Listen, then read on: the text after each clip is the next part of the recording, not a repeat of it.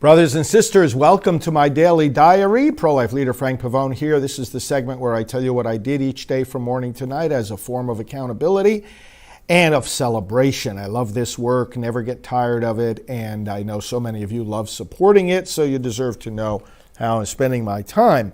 So June 30th, which was a Sunday, July 1st and July 2nd of 2024, what did I do?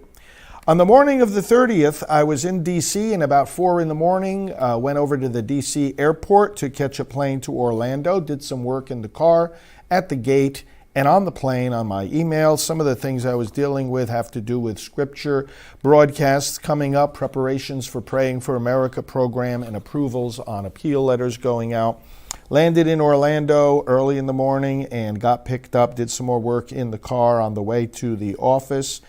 Got to the office and delved into unpacking, looking at all the different contacts I made on the trip. This was the National Right to Life Convention, so people to follow up with from across the country, projects to work on with different leaders. It's really kind of a celebratory kind of joy to sit back and review, all the different conversations I had and people I was with, as I told you in the previous daily diary. Lots of work to catch up on there at my desk, and spent the entire rest of the morning. I went over in Midday to one of my favorite restaurants right near the office. It's on the river, and I usually listen to a political podcast while I'm having lunch there, and that's what I did, and came back and just worked at my desk the rest of the day. Had to prepare some wording for some thank you notes for July, working on the July plan, that is the detailed planning of the month and things like that, getting ready a letter to all the bishops, and just caught up on that kind of work at my desk the rest of the day, signed some birthday cards, etc. Monday, the 1st of July, was an office day. So I did some taping here in the studio. I did some desk work, including information on Amendment 4 in Florida, the pro-abortion amendment, work on episodes of Radio Maria, communication with our staff person who handles our interface with the Chamber of Commerce. We feed them information about our work so that the community knows.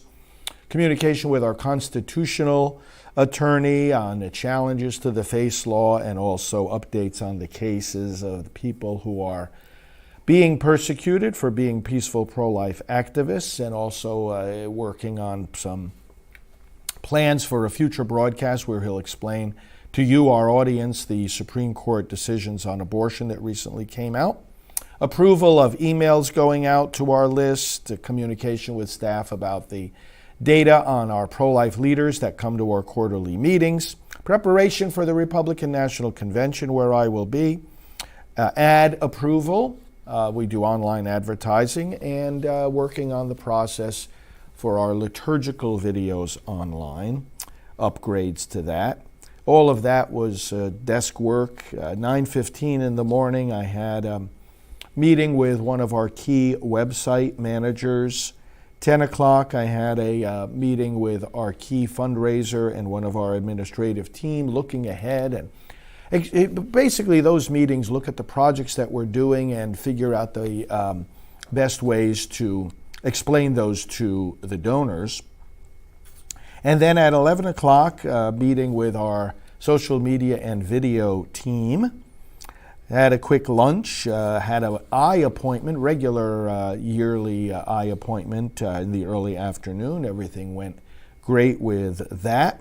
We have a good eye doctor here in Titusville, so that was a 1:15 appointment. Right back at the office, came back here, did some work in the studio, did some tapings, did some meetings again with the video crew, did some meetings with other staff.